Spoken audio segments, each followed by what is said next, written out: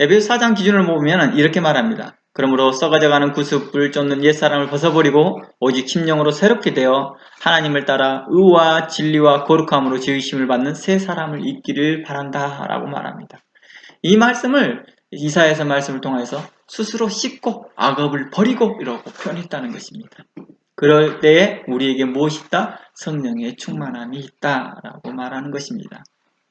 그러니까 성령의 충만함을 받기 위해서 계속해서 산기도 하고 있고 계속해서 기도만 하고 있고 계속해서 성경만 읽고 있고 계속해서 말씀만 공부하고 있다고 해서 성령의 충만함이 일어나느냐라고 했을 때 어느 파트에서는 yes라고 대답합니다. 어느 때는 yes라고 대답합니다. 그러나 그것이 항상 그러느냐? 그렇지는 않다. 왜냐? 우리 안에 거짓된 것과 죄악과 게으름과 나태함과 병든 것과 탐욕과 교만과 거만과 불순종이 있는데도 있으면 상태에서 기도하는 것은 옳지 못하기 때문이죠. 물론 기도하고 있고 그 삶을 살아가는 사람들은 자연스럽게 없어지겠죠. 자연스럽게 그러한 것들을 사라지게 하고 회개하겠죠. 그래서 우리가 좀 전에 불렀던 찬송가, 애통하고 회개하는 마음 우리 안에 충만케 하옵소서라고 하는 그런 기도, 그러한 기도가 필요한 거죠. 애통하는 마음과 회개할 마음이 우리 마음에 충만케 하여 주시옵소서. 그러한 마음들이 충만케 하게 되면 우리의 죄악됨과 게으름과 나태함과 병든 것과 탐욕과 그런 교만과 거만과 불순종들이 우리 가운데에서 생각나게 할 것이며 그것들을 회개하겠죠. 그런즉 에베소서에서 권면하듯 성령의 충만을 얻기 위해서는 하나님의 성령을 근심케 하는 일을 버려버리고 이제 각각 거짓을 버리고 우리가 이웃으로 더불어 참된 것을 말하고 더러운 말을 우리 입 밖에도 내지 말라고 말합니다. 특히 덕을 세우는데 소용되는 대로 선한 말을 하여 듣는 자들에게 은혜를 끼치라고 말합니다. 그러니까 우리가 성령을 충만히 받아서 은혜스러운 말을 하는 사람이 있는가 하면 우리가 은혜를 받기 위해서 성령의 충만함의 삶을 성도로 사땅을 살기 위해서 우리가 은혜스러운 말들을 할 때 성령이 우리 가운데 함께 하신다라고 하는 말씀도 이해가 됩니다.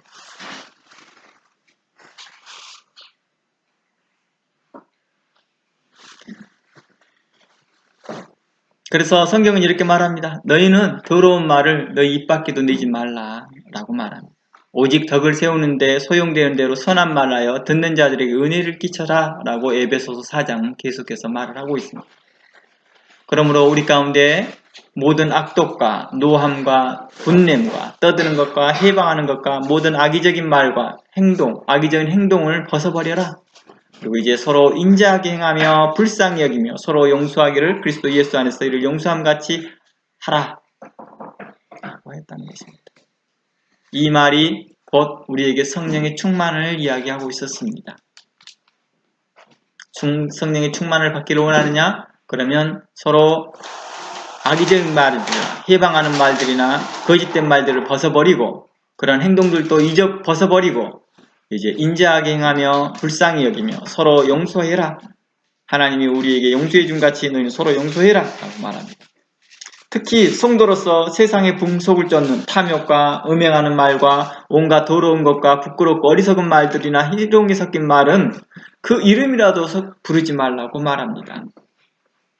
그러니까 우리가 이제 그런 말들을 우리가 이렇게 조금 섞어서 하거든요. 그런데 그런 말들조차도 하지 말라고 말합니다. 세상적이고 정력적이니까요. 그런 틈을 타서 또 우리에게 뭐가 접근한다고 그래요? 마귀가 접근한다라고 말합니다. 그래서 하나님 앞에 합당하지 못한 자들, 거룩하지 못한 자들은 악의적이고 분내고 악독이 가득하고 떠들어대며 해방하는 자들은 성령의 충만을 기대할 수 없다라고 말합니다. 뿐만 아니라 그리스도와 하나님 나라에서 기업을 얻지 못한다라고 말했습니다. 다른 말로 말해서 하나님 나라를 유업으로 받지 못한다는 것입니다. 그러므로 세상을 풍속을 쫓는 자들에게서 떠나서 이제는 진리의 빛을 따르는 거룩한 성도로서 의와 진리와 선한 일에 참여하고 그러한 자들과 함께하고 그러한 일에 열심을 내라고 말합니다. 그리고 이 일에요 그러므로 주님을 기쁘시게 하고 성령님의 마음을 기쁘게 하는 여러분들이 되기를 원합니다. 이것이 바로 에베소 4장과 5장에서 말하고 있는 것입니다. 성령을 근심케 하는 자가 되는 것이 아니라 성령을 기쁘게 하고 성령이 우리 마음까지 충만케 하도록 우리가 의에 거하고 진리에 거하고 또 그러한 사람들과 함께 거하고 동참하며 함께 참여하는 것이 필요하다라고 말합니다. 제가 오래전에 제 어머니께서 이렇게 성령이 충만하시고 그 삶의 변화가 일어나고 그 몸에 여러 가지 변화들이 일어나요. 제 어머님이 항상 몸이 차가우셨거든요. 그런데 한겨울에도 몸에서 열이 나요. 그래서 저보고 만져보라고 그래요. 기영아 만져봐라. 몸에서 열이 난다. 아파서가 아니라 성령이 충만하여서 그렇다. 근데 그분이 이렇게 기도하고 그러시는데 항상 그런 말을 해요. 그런데 내가 기도할 때 항상 아무 사람들하고 함께 기도하기를 원치 않고 특별한 몇몇 사람들하고 기도하길 내가 바란다. 그것은 성령의 역사가 더 하기 때문이다 라고 말합니다. 그래서 일부러 이렇게 기도하실 때 그냥 아무 곳에서나 기도하지 않고요. 누가 기도하고 있는데 그 어떤 특정한 몇 분들이 있더라고요. 그런 분들하고 함께 기도하기를 바라시더라고요. 그분들 사이에 가서 같이 끼어서 기도하고 저희 어머니 그때 당시에 신앙생활 하신 지가 1, 2년밖에 되진 않으셨어요. 1, 2년밖에 되지 않으셨기 때문에 항상 신앙의 선배들에게 들고 함께 기도하기를 좋아하셨어요. 그래서 믿음의 선배들과 함께 기도하고 또 그런 분들과 함께 열심을 내어서 신앙생활하기를 바라셨죠. 그러니까 우리가 놀라는 것이 많이 있어요. 한겨울에 눈이 그렇게 많이 왔는데도 그때 당시에는 눈이 참 많이 왔어요. 우리 가람이 나이만큼 키만큼 올 때가 참 많았어요. 그러니까 우리가 어린아이 때 걸어가면 눈이 여기까지 쌓여요. 여기까지 쌓일 때. 요즘은 그렇게 오는지 잘 모르겠지만 북한은 그렇게 오는 것 같아요. 그 다른 나라도. 근데 한국은 그러지 않는 것 같아요. 참 많이 왔던 것 같아요. 근데 그 눈길을 뚫어서 기도하러 가시고 예배에 참여하러 다니는 거 보면서 참 우리가 깜짝깜짝 많이 놀리긴 해요. 아, 저게 성령이 충만한 모습이구나. 말이나 언어의 힘이 달라지더라고요. 언어의 힘이 달라지더라고요. 그때 그분이 기도하시는 그 말씀이 그러더라고요. 항상 이 성령이 충만한 사람과 함께 기도하고 그런 사람과 기도하고 있을 때 역사하는 것 같더라 더 이렇게 말씀하시는 걸 들었습니다. 제가 이제 좀 더 너무 지나친 과장된 말이기도 하겠지만은 우리는 이렇게 성경에서는 세상에 속하는 것보다 하나님께 속한 사람들과 함께 교류하고 교제했을 때 우리 안에 성령의 충만함이 있을 것이다 라고 말하는 것입니다. 정욕적이고 세상적이고 세상 풍속을 좇는 사람들과 어울리다 보면 내 안에 성령의 충만함이 역사하지 않는다라는 것입니다. 그냥 무늬만 성도인 형태를 보일 때가 많다는 것이죠. 그러다 보니까 교회에서는 차츰차츰 세상적이고 정욕적인 모습들이 교회의 형태를 갖추고 있어요. 그러니까 그런 말을 하죠. 교회에 왔을 때 누가 변호사고 누가 검사고 누가 의사고 누가 뭐 하는 거예요. 그것이 눈에 보이는 거예요. 그런 것이. 그런 사람들이 하나님께 복받은 사람처럼 보이고 또 그런 사람들이 뭐한 사람처럼 그런 사람들과 어울려야 돼야지만이 자기 수준이 맞다라고 생각하고 그런 세상적인 사람들, 세상적인 풍속을 좇는 사람들 그런 사람들보다 의를 좇는 사람들을 택하라 라고 말합니다.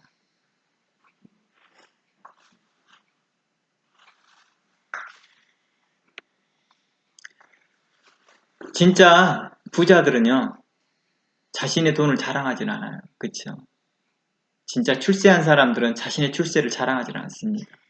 그런데요 간악한 자들과 거짓된 자들은요 그런 사람들에게 달라붙어 있으려고 해요.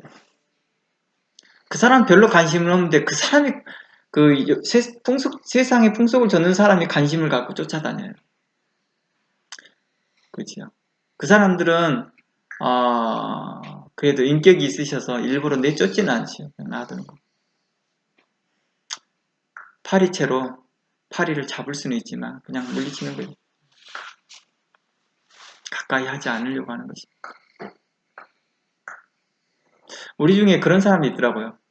우리 중에 그런 사람들이 있더라고요.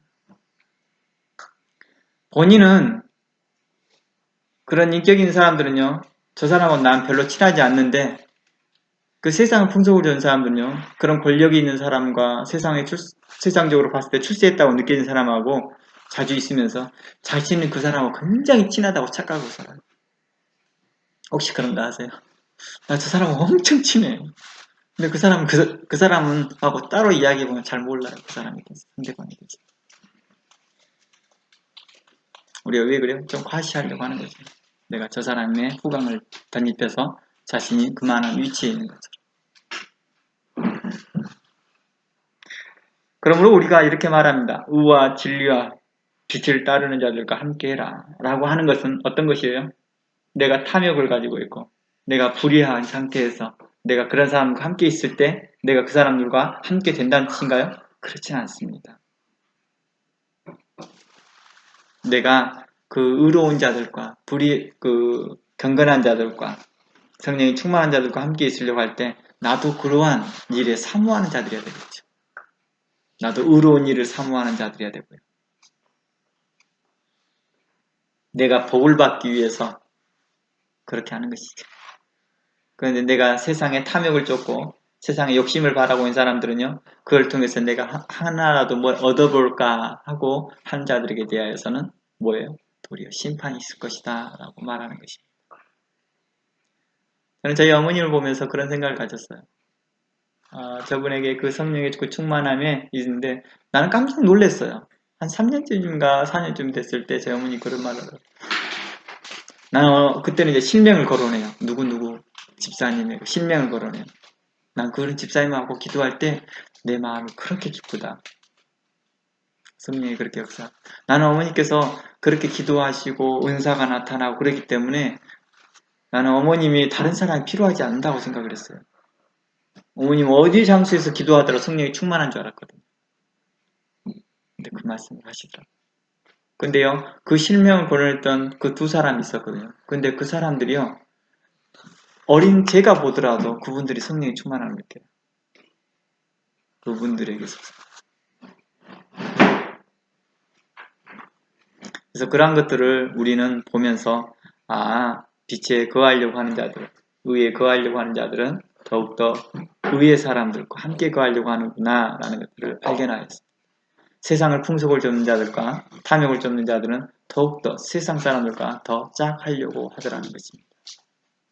그래서 잠언서나 전도서의 말씀에서도 그렇습니다. 너희는 도적과 짝하지 말라. 의로 불의한 자들과 함께 뭐하지 말라? 멍에를 함께 매지 말라. 이런 뜻이었습니다. 그러니까 믿지 않는 자들과 함께 멍에를 매거나 이러한 일들은 어떤 것이 함께 이 일을 함께 나누지 말라라는 뜻이겠죠. 왜냐하면 이 일은 성령의 충만함을 방해하기 때문입니다. 그래서 우리가 어느 때는 제가 이제 어느 때 과거를 지나갔던 일들을 한 번씩 후회할 때가 많거든요. 후회할 때가 많은데 어떤 일이냐면 제가 알고 지내는 친한 사람들이 있었는데 그 친한 사람들의 또 친구들을 만났어요. 그런데 그 친구들이 굉장히 이렇게 뭐랄까 세상적인 이야기를 세속적인 이야기를 많이 꺼내요. 그리고 제 친구한테 그런 세속적인 이야기들을 꺼내면서 제 친구들을 이렇게 조롱하듯이 이렇게 이야기를 해요. 나는 그때 당시에 아무 말 하지 않고 듣기만 했거든요. 근데 내가 그걸 후회하죠. 그걸 후회하게 했죠. 내가 그 친구를 위해서라도 내가 말을 했어야 되는 거예요. 내가 나이가 많이 먹어서 그렇게 했어요. 내가 나이를 많이 먹어서. 30대쯤 됐을까요? 그랬을 거예요. 30대 중후반쯤 됐을 때. 나는 그들에 대해서 가만히 있더라고요. 저게 잘못됐다는 거 알지만은 내 입 밖으로 내 친구를 보호하려 하거나 그것이 잘못됐습니다. 그런 말 하지 마세요. 라고 한마디라도 했었으면 좋을 텐데 단 한마디를 꺼내지 않더라는 거죠. 내 스스로가 부끄럽죠. 스스로가 부끄럽다. 시간이 흘러서 세월이 많이 흘러서 말씀을 보면 볼수록 내 스스로가 이런 일들에 부끄러움을 얻게 한다는 것입니다. 하나님이 정말 그때 당시에 성령이 기뻐하지 않으셨고 그때 당시에 하나님의 의가, 하나님의 공의가 빛같이 떠오르는 햇빛처럼 비치지 못했던 것을 내가 부끄러워했다는 것입니다. 그러니 여러분들도 이런 부끄러운 일들이 여러분 삶에 있지 않기를 원합니다. 최소한의 내가 그들에게 대해서 비방하는 말을 듣는다 하니더라도 최소한의 한마디라도 꺼냈으면 좋겠습니다. 그거 옳지 못해요. 그건 하나님이 기뻐하지 않습니다. 그들이 하나님을 믿든 안 믿든 기존적으로는 하나님에 대한 보편적 언어를 쓰는 거죠. 하나님이 기뻐하지 않습니다. 내가 이렇게 말했으면 좋았을 텐데 그때 그렇게 다 하지 못했던 것이 오랫동안 마음의 죄책감, 마음의 그 어려움으로 남더라는 것이죠. 이것은 성령이 기뻐하지 않을 뿐만 아니라 성도로서 합당한 태도도 아니라는 것입니다. 그러니 여러분들도 이제 세상의 풍속을 쫓는 언어들을 쓰고 있는 사람들에게 대하여서 우리가 잠잠하지 않았으면 좋겠습니다. 너무 탐욕스러운 말을 하고 너무 지나치게 세속적인 이야기를 꺼내고 너무 더러운 이야기와 음행과 탐욕과 온갖 더러운 이야기들을 꺼냈을 때 여러분들이 그냥 듣고만 있지 말고 옳지 못합니다. 이런 말들은 여기에서 하면 안 됩니다. 굳이 저를 불러놓고 그런 이야기 할 이유가 뭡니까? 여러분들이 제가 누구인지를 알면서도 이렇게 말하는 것은 저를 무시하는 태도입니다. 최소한 이런 말들을 하면 좋겠습니다. 이번에 그 인종차별을 발단시키는 그 경찰관 있죠. 목을 눌러서 한 사람의 생명을 죽게 했던 그 사람의 행동에 대해서 우리는 분노하고 분개합니다. 이게 옳은 태도이죠. 옳은 태도라는 것. 우리가 이 일을 보고도 잠잠하고 있다는 것은 우리의 양심에 화인을 맞았거든지 아니면 우리가 하나님 앞에 정의롭지 못하다는 것입니다. 우리가 그들의 움직임에 함께 동참하고 기도하는 것은 맞지만 그러나 그들이 폭력적으로 행동하는 다른 사람들의 모습을 쫓아가서는 안 되겠죠. 뉴스 그걸 보셨나요? 그 경찰관의 아내는 어떻게 했어요? 그 사건이 터지자마자 바로 이혼 소송을 걸었습니다. 나는 이러한 남편과 함께 살 수 없습니다. 레이시즘을 가지고 있는 이러한 남편과 살 수 없습니다. 나는 그 사람에게 단 한 푼도 기대하지 않습니다. 라고 그는 떠나버립니다. 이유가 뭘까요? 그는 불효한 일에 눈을 감지 않겠다는 뜻이겠죠. 우리는 어느 때는 이러한 일들을 우리 가운데서 말을 하고 있더라는 것입니다.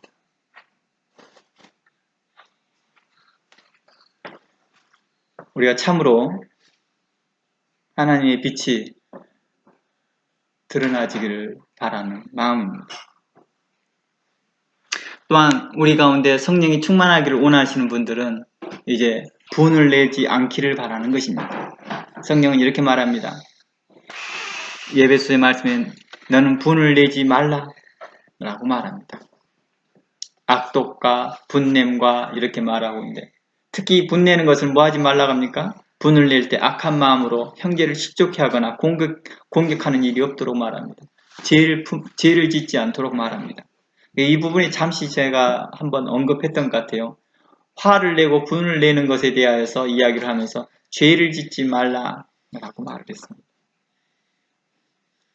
그렇죠?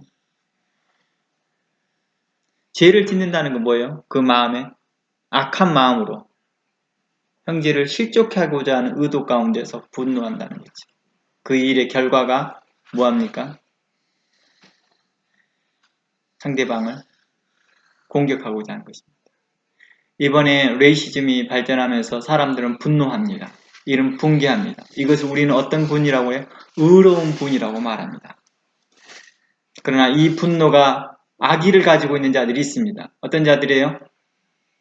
남의 집 가게에 그럼 멀쩡히 가게 운영하고 있는 가게에 돌을 던져서 유리창을 다 깨버리고 그 안에 들어가 있는 몇억어치의 물건들을 다 훔쳐가 버립니다. 그러면 자신의 정당성을 이야기합니다. 이것은 죄를 범하는 것과 같습니다. 이번에 한 계모라고 하나요? 계모라고 하는 말이 좀 안 좋은 말처럼 들려져서 좀 이상한데, 아무튼 좀 제가 좀 언어를 순환하기 위해서 똑같은 말인데, 뜻은 똑같은 말인데 스텝맘이라고 하겠습니다. 영어 표현을 쓰겠습니다. 똑같은 말이에요. 근데 그 스텝맘이 어떻게 합니까? 아이를 징계하고자 목적으로 뭘 해요? 아이를 갖다가 가방 안에 넣어버립니다. 여행 가방 안에. 이것은 아이에게 분노하였으나 죄를 짓는 것이죠. 아이에게 대해서 의로움에 대하여서 가르치려고 하는, 그를 도리어 그의 악의를 가지고 하는 행동과 같습니다. 그래서 세상은 그 여인에 대하여서 엄마의 자격이 없다. 엄마의 자격만 없을 뿐만 아니라 그는 악한 자며, 그는 살인자이며, 그는 악독이 가득한 자다라고 말하는 것이죠.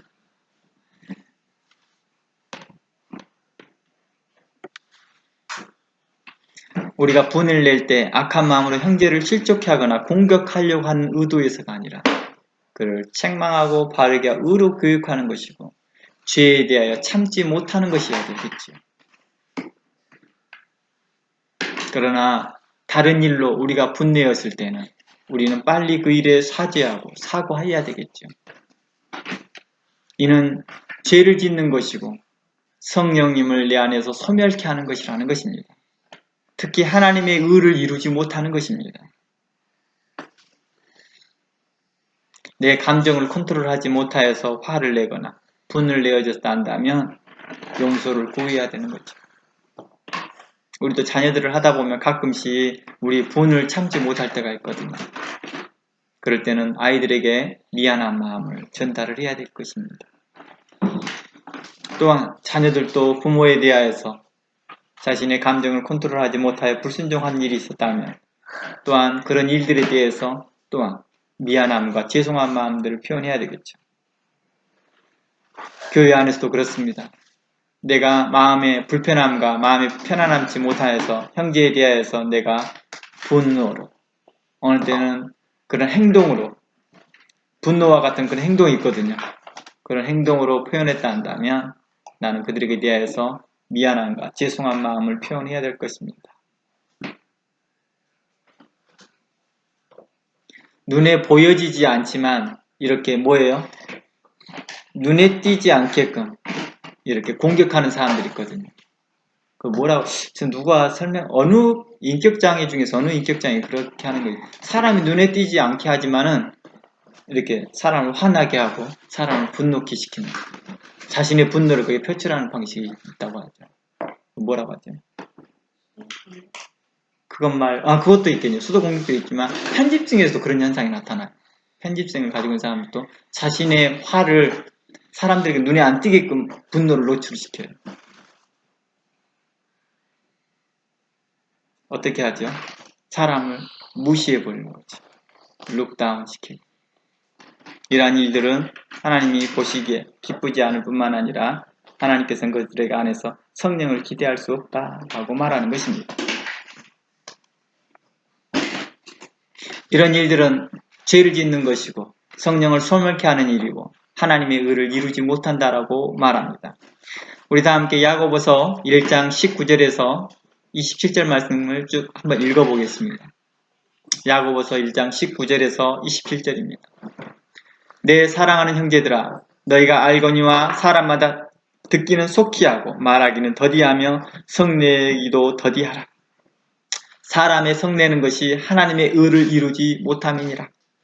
그러므로 우리가 좀 더 온유한 마음으로 우리가 성도들과 우리의 자녀들에게 서로 대했으면 좋겠습니다. 이 일은 우리가 좀 지혜롭게 행동할 수 있도록 우리 자신들을 신경을 써야 될 것입니다. 어떻게 의롭게 교육하고 어떻게 지혜롭게 자녀들을 양육하고 또 어떻게 성도들을 어떻게 지혜롭게 교훈하고 책망할 것인지를 우리가 배워나갔으면 좋겠습니다. 성령의 충만함이 우리를 충만함을 가로막는 일들을 하지 않았으면 좋겠습니다. 그러므로 모든 더러운 것과 넘치는 악을 내어버리고 너희 영혼을 구원할 바 마음의 신기도를 온유함으로 받으라 라고 말합니다. 사람의 성내는 것과 더러운 것과 넘치는 악을 뭐하라는 거예요? 버리라 라고 말합니다. 그러니까 사람이 성내는 것과 더러운 것과 악을 넘치는 것이 서로 연관되어 있음을 우리는 알 수 있습니다. 사람이 성내는 것이 어디에서 왔습니까? 일반적으로 심리학에서는 이렇게 뇌를 연구하시는 분들이 이렇게 말합니다. 바로 뇌가 보통 사람들이 한 80%를 쓴다 한다 하면, 이렇게 일상생활에서 80%의 용량을 쓰고 있다 한다면, 이 공간에서 그 이상 쓰게 되어지면, 에너지를 쓰게 된다면 우리가 이걸 참지를 못한다는 거예요. 그러니까 주변에 스트레스 상황이 많으면 더 식경질적이 되는 것처럼, 그런 일들이 벌어지는 것처럼 좀 더 마음의 평안을 갖지 못하기 때문에, 마음의 브레인에 좀 더 이렇게 위축당하기 때문에 쉽게 화를 낸다라고도 말을 합니다. 이런 일들은 하나님의 의를 이루지 못한다고 합니다. 그러므로 모든 더러운 것과 넘치는 악을 내어버리고 능히 너희를 영혼을 구원할 바 마음의 섬긴도를 온유함으로 받으라고 말합니다. 너희는 도를 행하는 자가 되지 말고 너희는 도를 행하는 자가 되고 듣기만 하여 자신을 속이는 자가 되지 말라고 말합니다.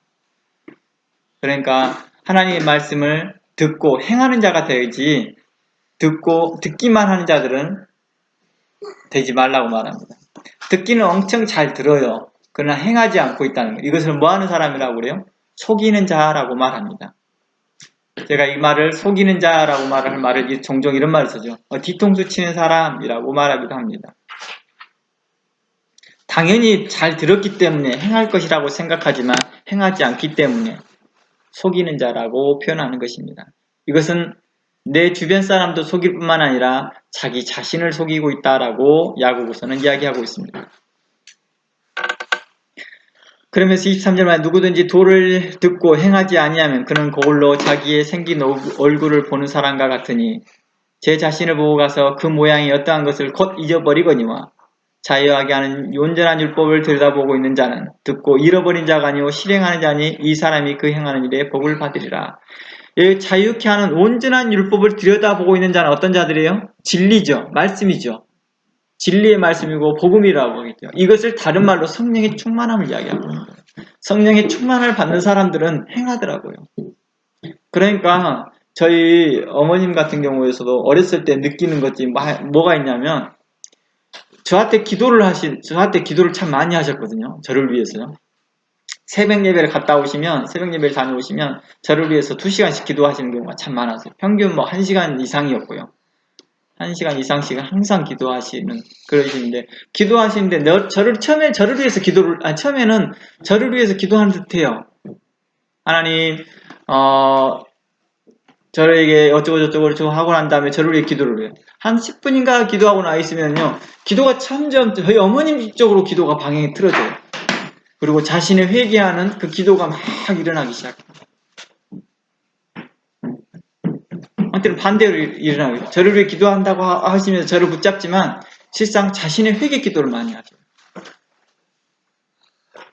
이게 신앙생활 한 지 1, 2년에 가장 많이 일어났어요. 신앙생활 하시고 1, 2년 동안에 참으로 많이 일어났어요. 그러니까 우리가 어떤 일이 발생돼요? 우리가 진리의 말씀이 우리에게 들어오게 되면 우리가 그걸로 인해서 회개하는 마음들이 일어나더라는 거예요. 애통하는 마음들이 일어나더라는 것이죠. 그러니까 저희 어머님 같은 경우에는 눈물의 기도를 참 많이 들었어요. 어렸을 때부터. 늘 어렸을 때부터 그 기도를 많이 들었죠. 그러니까 이러한 모습들이 우리에게 자연 발생적으로 나타나는 것 같아요. 듣고 행하는 것이죠. 좀 더 경건해지는 거죠. 의로워지는 거겠죠.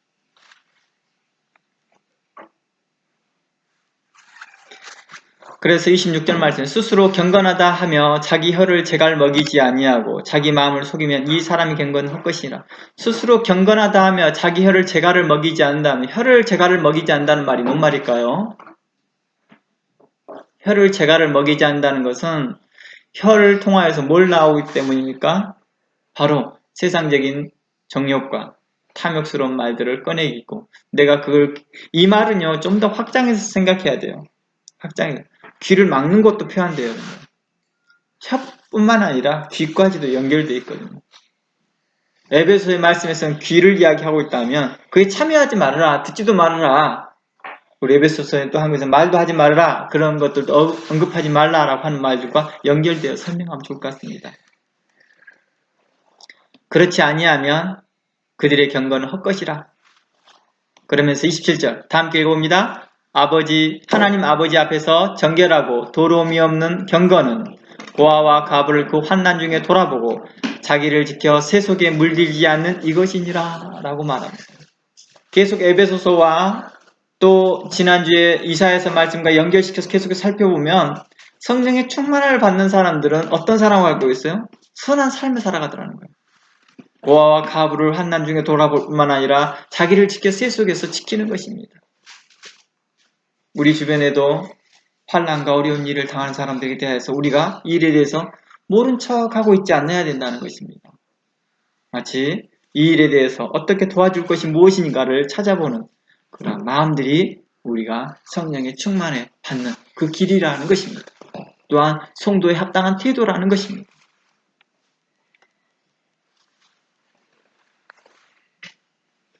이 일은 우리가 하나님 안에서 우리가 쉽게 분내는 것은 마귀에게 틈을 주는 것과 같습니다.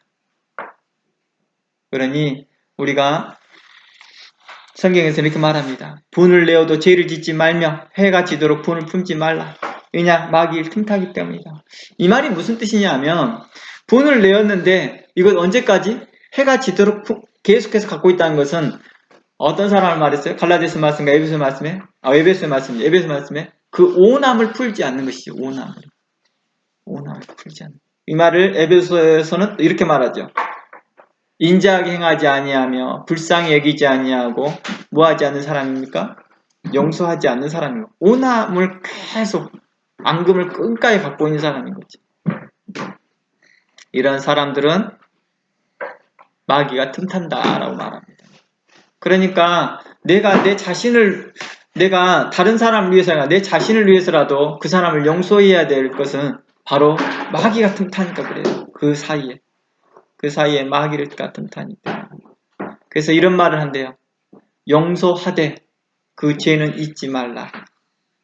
이렇게 말이 나와 있는 거죠.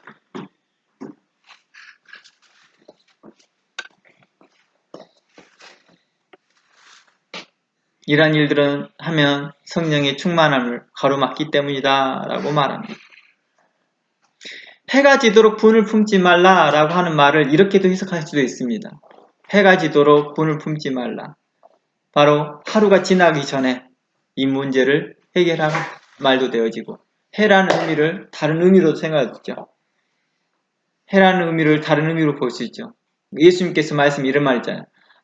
너희가 재물을 하나님 앞에 제단 앞에 갖다 드리기 전에 너희가 형제들에게 원망 살 만한 일들이 있으면 먼저 그 형제에 가서 그것을 사과하고 용서하고 와서 예물 드리라 이 말 있잖아요. 바로 해가 지기 전에 라고 말한 것은 바로 하나님 앞에 나가기 전에 라고도 이해될 수 있겠죠. 그런 시간적인 개념으로 이해할 수 있겠죠. 무슨 말인지 알겠죠. 또한 어떤 주석가는 이렇게도 말합니다. 해가 지기 전에 라는 말을 그리스도께서 우리의 형상에서 멀어지기 전에, 떠나가기 전에 라고 하는 말도 이해합니다. 그러니까 어느 파티클라리 어떤 타이밍도 될 수 있겠죠. 저녁이라는 우리가 알고 있는 제네란 타이밍도 되지만 또 어느 때는 어떤 이벤트라는 것도 된다는 것입니다. 즉 하나님 앞에 예배하기 전에, 하나님 앞에 제사 드리기 전에, 하나님 앞에 제물을 드리기 전에 라는 관점도 된다는 어떤 이벤트. 또 하나는 어떤 상태도 설명도 한다는 것입니다. 바로 하나님 앞에 하나님의 형상이 우리 마음에 지워지기 전이다. 내 마음에 계속해서 그 오남이 나로 성령의 충만함을 방해하기 때문이지.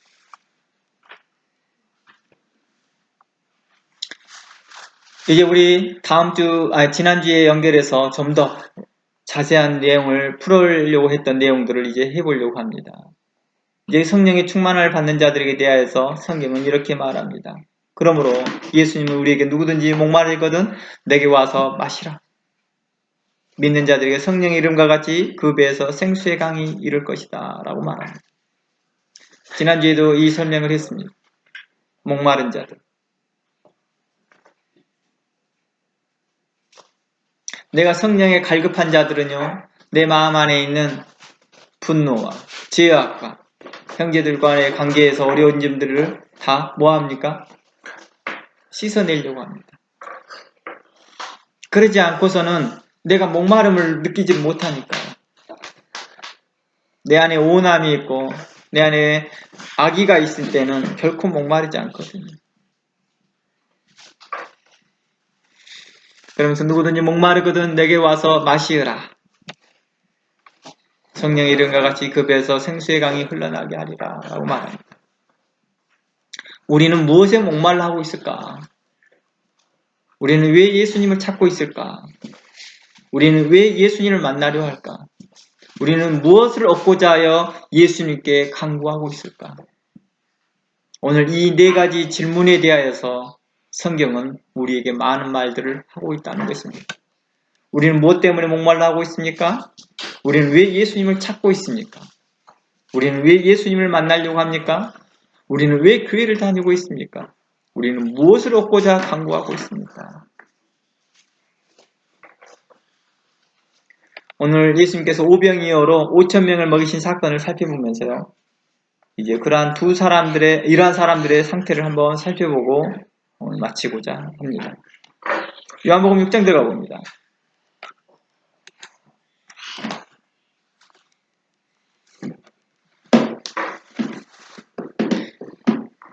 요한복음 6장을 보니까 이런 말이 있습니다. 11절. 예수님께서 오병이어 사건이 일어나고 난 후에 이제 사람들에게 떡을 나눠주고 난 다음에 사람들이 그 표적을 봅니다. 우와, 그들이 먹고 배불렀거든요. 먹고 배불렀는데 사람들이 너무 기뻤어요. 그리고 그 사람들이 그것도 오병이어를 통해서 남은 것들이 있었다는 거예요. 12바구니가 찼습니다.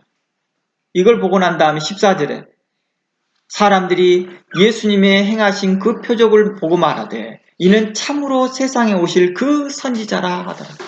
여기서 세상에 오실 그 선지자라고 하는 말이 무슨 뜻이냐? 이건 메시아를 말을 합니다. 메시아. 어떤 사람은 여기서는 선지자라고 인식했을지 메시아로 인식하지 못했다 이렇게 하시는 분이 있는데 그렇진 않습니다. 그것은 문맥을 잘못 이해한 것입니다.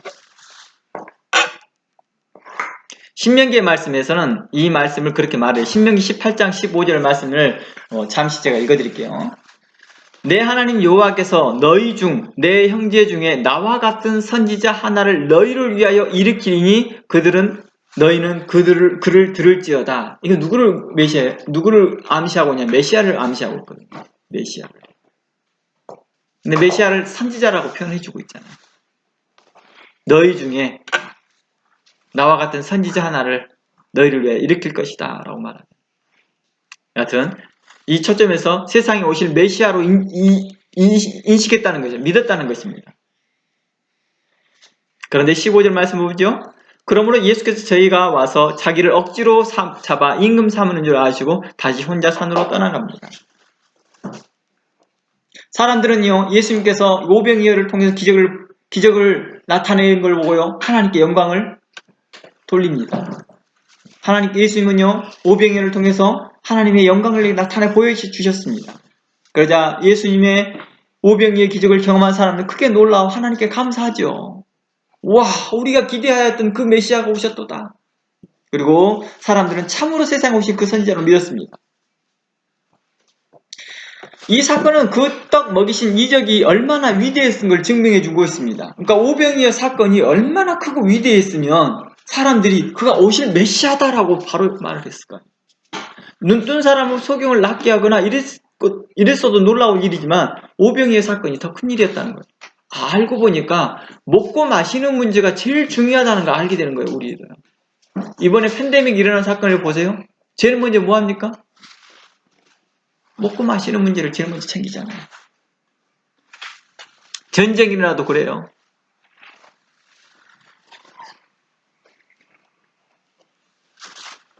그들이 하나님의 그 권능을 본 뒤에 뭐예요?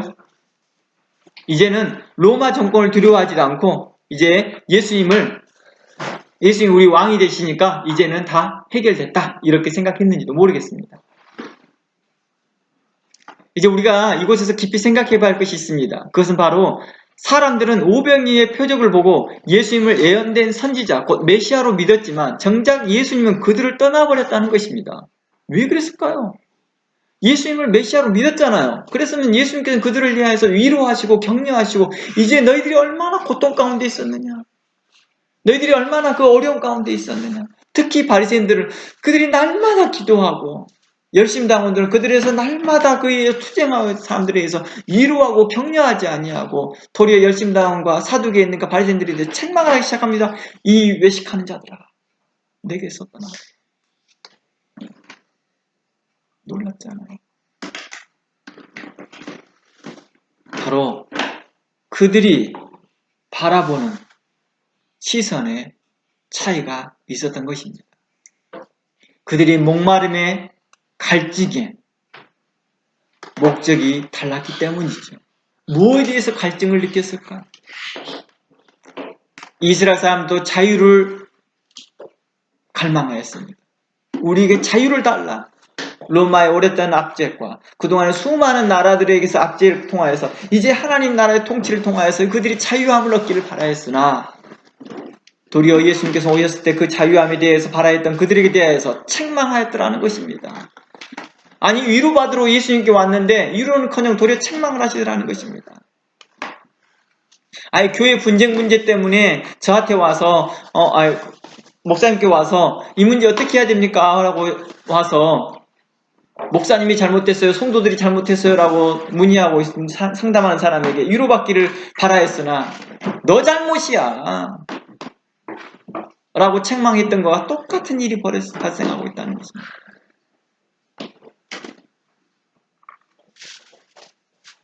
그 이유가 뭘까요? 그 이유는 바로 메시아로 믿었다 하나 그들은 세상적이고 정력적이고 육신적이었기 때문입니다. 그들은 당장 보여지는 문제를 해결해 주는 것을 자로만 알았기 때문이죠.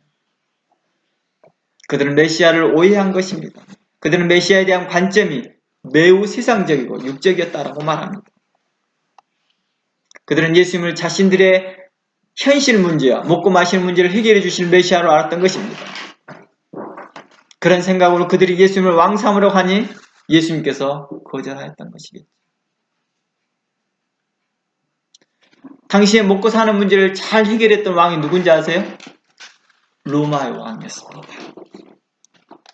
로마 시민권을 갖잖아요. 오늘날의 미국 시민권을 갖는 것보다 더 파워력을 가졌대요. 당시에 로마 시민권의 파워가. 복지, 의료 혜택, 그리고 정치적 안정감. 그리고 몇 년간 전쟁이 없었다고 그랬죠? 거의 200년 가까이 전쟁이 없다겠나요? 100년 가까이 전쟁이 없었다니. 평화로운 시대가 있습니다. 잠깐 제 역사를 기억을 못하겠네요. 아무튼 꽤 오랜 세월 동안 그래서 팍스 로마라 했나요? 롬이라 했나요? 그래서 평화로운 로마라는 말이 그래서 나왔대요. 너무 평화롭다 보니까 전쟁할 이유가 없으니까 군인들을 이제는 점점 로마 군인으로 세우지 않고 누구 군인으로? 외국 병사들을 사요. 용병들을 사요. 그래갖고 그 외국 병사들이 진을 지켜요. 그 중에서 한 대표적인 사례가 성경 보면 한 백부장, 사도 바울하고 이제 이야기했던 사도 바울을 붙잡았던 백부장이 나와요.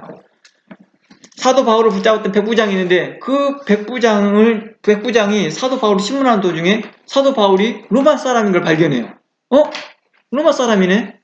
너 어떻게 해서 로마 사람 됐어? 그랬더니 난 나면서야. 그랬더니 자기는 깜짝 놀래요. 자기는 큰 돈 주고 로마 시민권을 받았다. 용병들이거든요, 용병들. 이 사람들.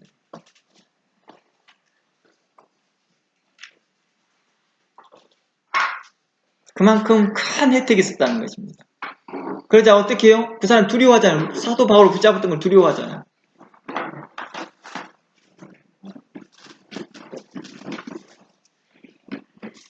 지금 하나님께서 당시에 먹고 마시는 문제를 해결해주는 그 표본이 누구였어요? 로마 시민이었어요.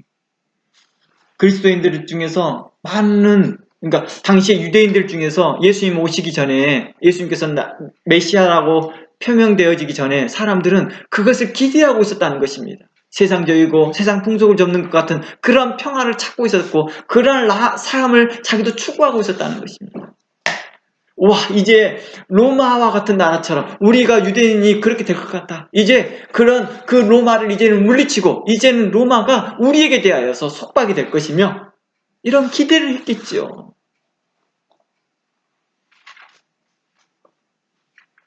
우리가 그러지 않나요? 우리 속에서 신천지가 왜 이러한 비슷한 교리를 가지고 있다는 거예요. 신천지가요. 원데이 때 사람들이 와서 자기네들께 와서 뭐 할 거라고 다 이렇게 손 내밀어서 자기들이 와서 도와달라고 요청할 거라고. 와, 이제 그 메시아가 왔으니 이제 로마, 평화로운 로마처럼 우리나라가 그렇게 될 것 같다. 먹고 마시는 문제 전혀 걱정 없이. 로마 시민권이야 먹고 마시는 문제 걱정이 없었거든요. 그 로마의 역사를 자세히 읽어보면요, 로마에서 한 번 잔치를 하면 몇 달을 해요? 며칠을 하는 게 아니에요. 몇 달을 해버려요. 몇 달을. 특히 왕궁에서 하는 잔치가 그래요. 그게 어디에서 배운 거냐면 과거에 고대 바벨론에서 배운 태도거든요. 그러면서 고대 바벨론보다 더 강력한 나라가 우리나라다라고 설명하고 싶은 게 바로 로마였거든요. 그러니까 잔치를 하게 되면 3개월, 2달 이렇게 합니다. 음식이 단 하루도 만찬이 아닐 때가 없어요. 가득가득 만찬이 차고. 근데 이것을 다 못 먹으니까 어떻게 하느냐? 옆에서 시녀들이 와서 체를 해주는 사람이 따로 있었어요. 토내주는 거죠. 막 음식을 먹어요. 그래갖고 나가서 이만한 큰 양동에다 다 토해내주게 하는 그런 시녀들이 있었거든요. 싹 다 토해내고 난 다음에 다시 와서 막 마셔라, 부어라고 막 3개 진미들 다 먹거든요. 그걸 몇 달 동안? 2-3달 동안 한다는 거예요. 이게 하루 하기도 힘들어요. 그렇게 하는 것도요. 돈이 얼마나 많이 들겠어요. 이런 소문을 알고 있다는 거예요.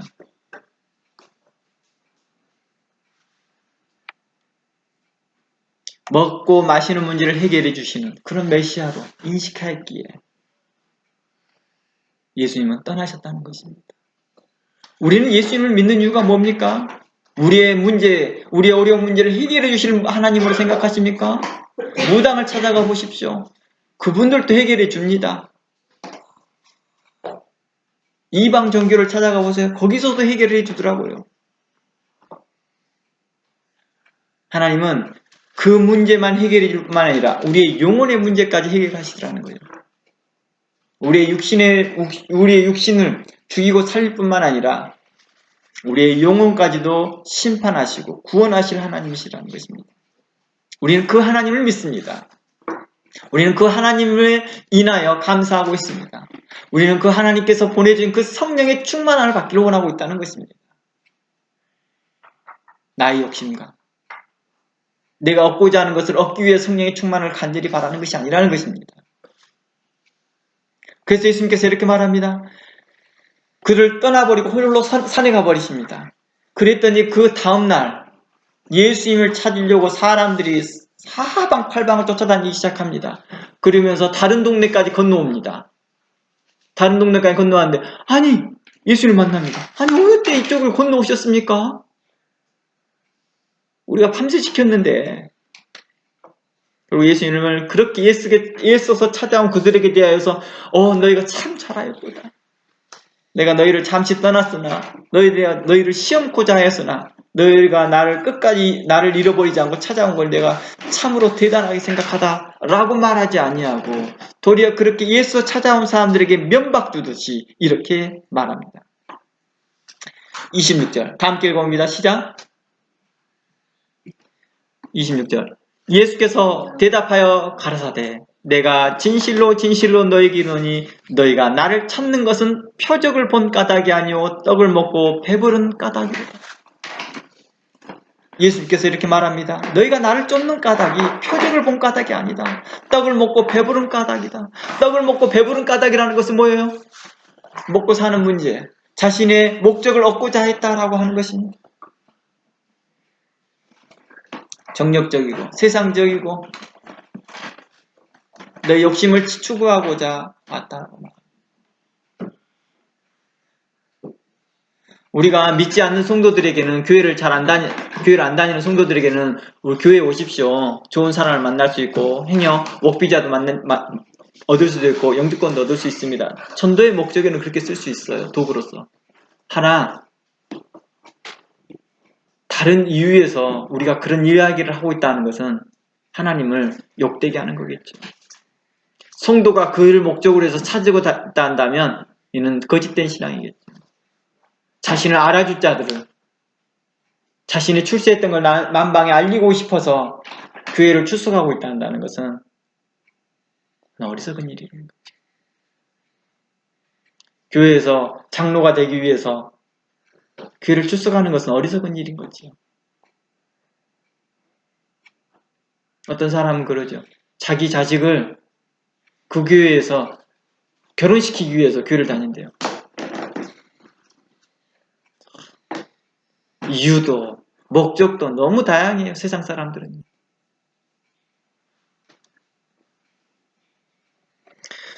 표적을 보는 자는 어떤 자들이라고 말합니까? 표적을 보고 믿는 자들은 어떤 자들이며 떡을 먹고 배부른 자들은 어떤 자들입니까? 우리가 성령의 충만을 받기를 바라는 자들은 어떤 자들입니까? 누구든지 목마르거든 내게로 와서 마시라 할 때 이 목마름에 누구든지 목마르고 할 때 뭐에 대해 목마르고 있느냐? 성령에 대해서 목마르고 있느냐?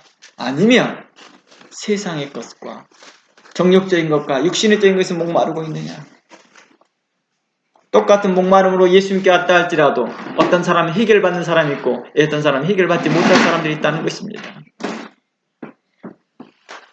한 공간 안에서 기적을 경험하였지만 두 종류의 사람이 나올 수 있다는 것입니다. 표적을 믿는 자들은 바로 예수만이 전부입니다 라고 고백하는 자들입니다. 오직 예수만이 전부입니다. 오직 하나님만이 나의 구원이십니다. 인생의 전부이고 나의 인생의 해결자이며 나의 영혼을 구원자인 걸 믿습니다 라고 믿는 자들인 것입니다. 그 표적은 뭐였습니까? 메시아임을 나타낸 것이기 때문이죠. 오병이어에 대한 표적은 먹고 마시는 문제를 해결할 자라는 걸 설명하고자 하는 것이 아니라 오병이어 기적은 바로 메시아임을 드러내고자 하는 표적이었다는 것입니다. 표적의 방향이 분명하다는 것입니다. 표적의 방향은 어떤 것이었습니까? 메시아임을 드러내고자 하는 것이었습니다. 그러나 그 표적을 다르게 해석합니다. 그러니까 어떻게 합니까? 먹고 마실 문제를 해결해 줄 메시아로 해석한다는 것입니다. 그러니까 그들은 그 표적을 보고 누구라고 믿었어요? 오실 메시아라고 믿었습니다. 근데 그 믿음을 하나님께서는 기뻐하지 않으시더라는 것입니다. 아니, 오실 메시아를 기대했던 메시아를 믿었으니 얼마나 잘했다고 칭찬해야 되잖아요. 그런데 책망하시더라는 것입니다. 그리고 그들 앞에 면박을 주더라는 것입니다. 그리고 그들을 외식됐다라고 책망하기도 하더라는 것입니다. 오늘날 성령의 충만을 받기 위해서 소나무 하나를 흔들어서 뽑아야 된다는 둥 기도한다고 하면서 찬송을 입이 닳아지도록 찬송해야지만 성령이 충만한다고 하는 사람들이 있고 어떤 사람은 기도할 때 낙타 무릎이 되도록 기도해야지만 성령이 충만하다고 하나 성령이 충만하면 그렇게 오는 게 아니라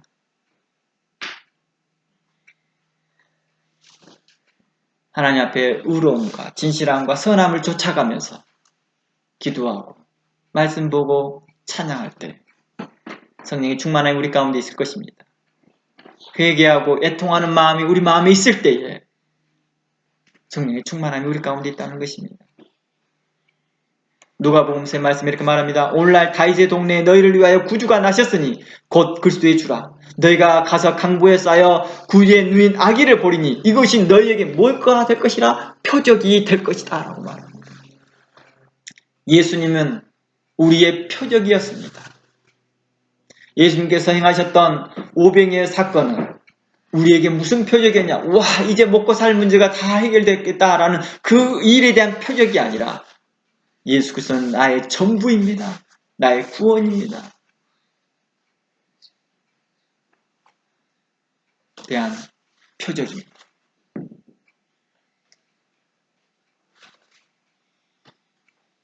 그러나 우리는 이 문제만 해결해 주십시오. 저 문제만 해결해 주십시오. 저런 문제 해결해 주는 그 해결사 되시는 예수님으로 믿고 그분이 정말 일을 할 수 있네 라고 하는 그 표적을 구하는 자들에 대해서 하나님은 기뻐하지 않으시더라는 것입니다. 제가 한참 성경 강의를 하고 있고 성경 공부를 하고 있다 보면 많은 사람들이 어쩌면 그 나이에, 어린 나이에 그렇게 깊은 말씀을 나눌 수가 있느냐라고 하면서 저에게 표적을 구하는 사람들이 있었습니다. 여러분들은 제가 그런 아스킹을 받은 걸 모르시죠? 있다는 거.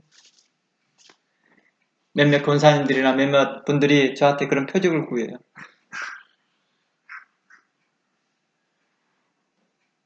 제가 아무것도 행하지 않으니까 그분들이 말씀은 좋은데 성령이 없으시면 그래요. 그들이 바라는 성령은 어떤 성령이었을까요? 내가 안수하에서 기도해서 병자가 나아버리는 그런 것을 바랬을까요? 사도 바울이 3차 전도여행 동안에 그리고 그 4차 전도여행까지 그는 성령의 이끌림을 받았던 사람입니다. 사도 바울은. 어느 누가 사도 바울이 성령의 충만함을 받지 않았다라고 말할 수 있을까요? 어느 누구가 사도 바울이 성령의 충만함 가운데 있지 않았다라고 말할 수 있을까요? 그런 그가 왜 그는 폭풍도 만나고 강도도 만나고 심지어 자기 병도 치료하지 못하고 살았을까요?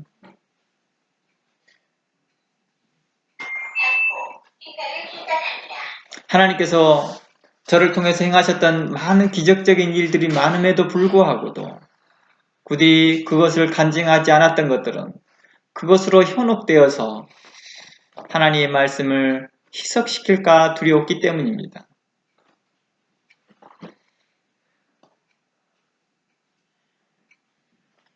우리가 참으로 하나님께서 우리에게 요구합니다. 예수님께서 이렇게 말합니다. 바리새인과 사두개인들이 와서 예수님을 시험하여 가로되 하늘에서 오는 표적을 구합니다 라고 했을 때 예수님이 이렇게 말합니다. 악하고 음란한 세대가 표적을 구하나 요나의 표적밖에 보여줄 것이 없도다. 아니 바리새인과 사두개인들이 예수님에게 그냥 표적 구했으니까 표적 보여주면 되잖아요. 표적 보여줘 버리면 될 텐데 그럼 증명이 끝나잖아요. 근데 안 보여줍니다. 그러면서 전혀 알아들을 듯 하면서도 못 알아듣는 말을 합니다. 내가 너에게 보여줄 표적은 요나의 표적밖에 없다. 왜냐하고 너희가 악하기 때문이야. 너희가 음란하기 때문이야. 라고 말하더라는 것입니다. 여기서 음란하다라고 말은 뭐예요? 그들이 하나님께 신실하지 못했다라고 하는 것입니다.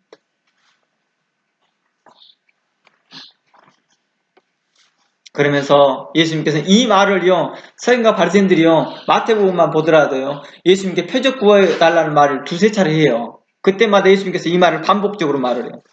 반복적으로. 요나의 표적밖에 없다. 그러면서 예수님의 죽으심과 부활하심을 이야기합니다. 그러나 더 놀라운 건 뭔지 아세요? 예수님께서 이 표적을 보여줬음에도 불구하고도 바리새인과 서기관들은 어떻게 해요? 믿지 않더라는 것입니다. 표적을 그렇게 구했습니다. 그랬더니 예수님께서 너희들이 보여줄 표적은 요나의 표적밖에 없다 하는 것은 바로 예수님의 십자가의 죽으심과 부활하심을 이야기했던 것입니다. 요나가 물고기 뱃속에서 나흘간 있었고 나온 것처럼 내가 무덤 속에 수월에 있다가 이게 그 요나가 그래 말이죠. 그 물고기 뱃속 안에 있으면서 내가 수월에 있다라고 하는 그 수월을 땅속 깊이라고 설명하는 거죠. 예수님께서 바로 죽은 자 가운데 살아나신 그 사건을 이야기했던 것이죠. 죽은 자 가운데 부활하신 예수님이 있었습니다. 그러나 어떻겠습니까? 사두개인과 바리새인들은요. 예수를 믿는 자들을 핍박하기 시작합니다. 사두개인들은 뭐라 합니까? 예수님의 부활하심을 증거하고 있는 자들에 대해 대제사장들은 입을 막으라 합니다. 이 대제사장과 제사장 그 다른 제사장들이 다 사두개인들이에요. 그들이 입을 막으며 베드로와 요한을 때리며 다음부터는 예수의 부활을 가르치지 말라. 그랬더니 그들이 말합니다. 내가 하나님을 기쁘게 하랴 사람을 기쁘게 하랴 라고 나옵니다. 예수님의 부활이 분명코 드러났음에도 불구하고도 그 기적이 나타났음에도 표적을 보였음에도 불구하고도 그들이 바라는 메시아가 아니었기에 믿지 않는다는 것입니다. 배척하더라는 것입니다. 그리고 많은 바리새인들이 어떻게 합니까? 예수님을 죽이려고 예수를 믿는 자들을 죽이려고 쫓아다니기 시작합니다. 그 중에 한 사람이 사도 바울이었던 겁니다. 그러나 나중에 그리스도를 인하여서 변화되어지고 하나님의 부활을 그리스도의 부활을 증거하고 의를 증거했던 것입니다. 예수님께서 이러한처럼 성령을 구하고 성령을 바라는 자들에게 대하여서 너희 태도가 어때야 될 것인지를 이야기하고 있다는 것입니다. 그래서 예수님께서는 요한복음 6장에서 계속해서 설명하기를 요한복음 6장 27절 말씀에 썩은 양식을 일하지 말고 영생을 잇는 양식을 위하여 일하라. 이 양식은 인자가 너희에게 주리니 인자는 아버지 하나님의 인치신 자니라. 이 말은 뭔 말이에요? 인치셨다는 말은 뭐예요? 예수님을 구주로 세우셨고 하나님께서 인정한 신임한 메시아다라는 뜻입니다.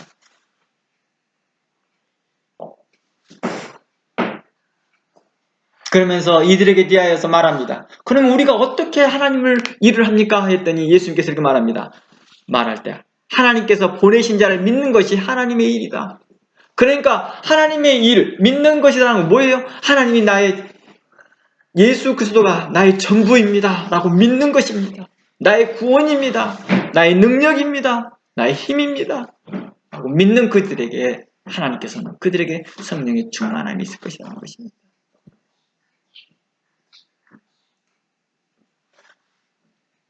그러나 그들이 그걸 믿지 않기에 요한복음 6장을 끝까지 집에 가서 읽어보십시오. 그들은 믿지 않기에 그들은 계속해서 예수님과 다툽니다. 싸웁니다. 그러면서 예수님께서 이 일로 싸우면서 어디까지 나와요? 어느 상황까지요? 사람들이 예수님을 떠나버립니다. 예수님께서 내 살과 내 피를 먹는 자는 영생할 것이다. 나를 먹어라. 이 말이 뭐예요? 예수님께서 자기 자신을 먹으라고 그래요. 요한복음 6장 뒤쪽을 계속 가보면 나를 먹어라. 그랬더니 어떻게 너의 살과 내 피를 어떻게 먹느냐 막 하면서 그래요. 이 말이 무슨 말이에요? 이 말을 깨닫지 못하면 예수님이 전부다. 내가 너희의 전부다. 이것을 믿지 않고 있는 것이죠. 그러나 너희들은 내한테 나타날 능력만 지금 현재 바라고 있다는 거예요. 능력만. 지금 우리도 그러더라는 거예요. 성령님이 전부인데도 성령님의 나타난 그 현상만 바라보고 있더라는 거예요. 병이 고쳐지고 문제가 해결되어지는 것만 찾아보더라는 거예요. 나는 그런 도구가 되는 것이 아니라 전부이다. 네 인생의 전부이다라는 걸 말해주고 있는 것입니다. 그때 사람들이 믿지 못하고 믿지 않습니다. 하나님 보내신 자를 믿지 않습니다. 그러면서 많은 유대인들이 또 많은 제자들이 뭐였더라? 떠나더라.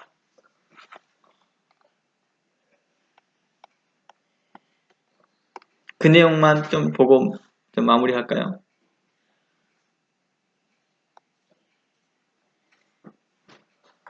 자, 60절 54절부터 볼게요. 53절부터 제가 읽어볼게요. 죄송합니다. 52절부터입니다. 이러므로 유대인들이 서로 다투어 가로되 이 사람이 어찌 능히 제 살을 우리에게 주어 먹게 하겠느냐. 53절 예수께서 이르시되 내가 진실로 진실로 너에게 이르노니 인자의 살을 먹지 아니하고 인자의 피를 마시지 아니하면 너희 속에 생명이 없느니라. 내 살을 먹고 내 피를 마시는 자는 영생을 가졌고 마지막 날에 내가 그를 살리리니 내 살은 참된 양식이요 내 피는 참된 음료로라. 내 살을 먹고 내 피를 마시는 자는 내 안에 거하고 나도 그 안에 거하리니. 이게 바로 성령의 충만함이죠.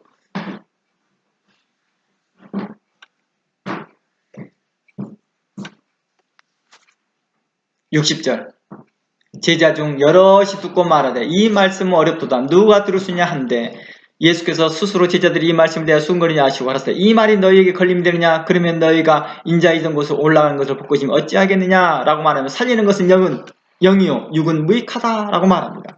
그러니까 살리는 것은 영이다. 육은 무익하다 라고 말합니다.